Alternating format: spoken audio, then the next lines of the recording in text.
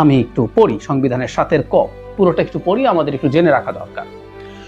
৭ ক এর ১ কোনো ব্যক্তি শক্তি প্রদর্শন বা শক্তি প্রয়োগের মাধ্যমে বা অন্য কোনো অসাংবিধানিক পন্থায় এই সংবিধান বা ইহার কোনো অনুচ্ছেদ রদ, রহিত বা বাতিল বা স্থগিত করিলে, কিংবা উহা করিবার জন্য উদ্যোগ গ্রহণ বা ষড়যন্ত্র করিলে, কিংবা এই সংবিধান বা ইহার কোনো বিধানের প্রতি নাগরিকের আস্থা, বিশ্বাস বা প্রত্যয় পরাহত করিলে, কিংবা উহা করিবার জন্য উদ্যোগ গ্রহণ বা ষড়যন্ত্র করিলে, তাহার এই কার্য রাষ্ট্রদ্রোহিতা হইবে এবং ওই ব্যক্তি রাষ্ট্রদ্রোহিতার অপরাধে দোষী হইবে।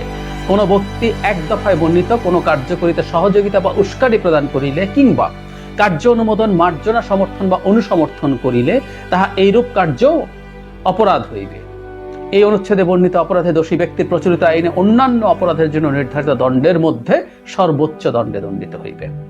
সহজ করে আমরা যদি বলি, এটা এরকম দাঁড়ালো যে সংবিধান, এই যে সংবিধান আছে সেটা বল প্রয়োগে এটা পরিবর্তন বা এটা পরিবর্তন করার জন্য কোনো উস্কানি দেওয়া যাবে না, এটাকে ভাঙা যাবে না, এই সংবিধানের বাইরে যাওয়া যাবে না।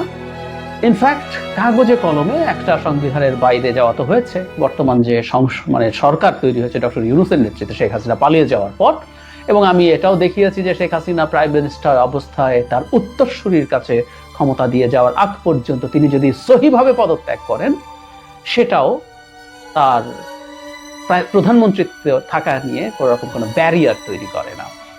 সো ডক্টর ইউনূস তো এই সংবিধান অনুযায়ী বৈধভাবে ক্ষমতায় আসেন নাই, এবং তিনি বৈধ উত্তরসূরিও নন।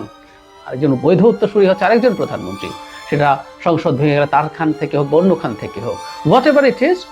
আমরা যেটা করলাম, কনস্টিটিউশনের 106 যে আর্টিকেল আছে সেটা অনুযায়ী এই রেফারেন্সটা নেওয়া হয়েছে। ইনফ্যাক্ট আমরা আরো বেশ কিছু সংবিধান বিরোধী কাজ করব, কোনো উপায় নেই। প্রধানমন্ত্রী পদত্যাগ করলে 3 মাসের মধ্যে সংবিধান অনুযায়ী নির্বাচন হতে হয়। 3 মাসের মধ্যে নির্বাচন হচ্ছে না, এখানে সংবিধানের বাইরে যাব, সেটাও আমরা আর্টিকেল 106 দিয়ে আপিল বিভাগের রেফারেন্স নিতে পারি, বা ভবিষ্যতে পরবর্তী সংসদকে আমরা যদি এই সংবিধান পুরো পাল্টে না ফেলি, পরবর্তী সংসদকে বেশ কিছু জিনিস র্যাটিফাই করতে হবে। এটা তো মাস্ট, এটা করা ছাড়া তো কোনো উপায় নাই। আমাদের ইতিহাসে এটা আছে, একাদশ সংশোধনী সবচেয়ে বড় উদাহরণ। এরশাদের পর বিচারপতি শাহাবুদ্দিন যেভাবে আসলেন, যেভাবে ফিরে গেলেন, সবকিছু আমরা পরে র্যাটিফাই করেছি। সুতরাং সংবিধান লঙ্ঘন হচ্ছে এবং আরো অনেক কিছু হবে, এবং ৭ ক অনুযায়ী সংবিধান এই লঙ্ঘনের জন্য মৃত্যুদণ্ড পর্যন্ত হতে পারে। সুতরাং যারা করেছেন, শুধু না, আমি যারা এর সাথে কোনো না কোনো ভাবে, যে এখানে আছে, এই সংবিধান বা ইহার কোনো বিধানের প্রতি নাগরিকের আস্থা, বিশ্বাস বা প্রত্যয় পরাহত করিলে, কিংবা উহা করিবার উদ্যোগ গ্রহণ করিলে, সবকিছু এর মধ্যে আছে। আমরা প্রত্যেকের মধ্যে ইনভলভ, আমি ইনভলভ। কাগজে কলমে এই আইন অনুযায়ী আমাকে ফাঁসি দেওয়া যাবে, এই অনুচ্ছেদ অনুযায়ী।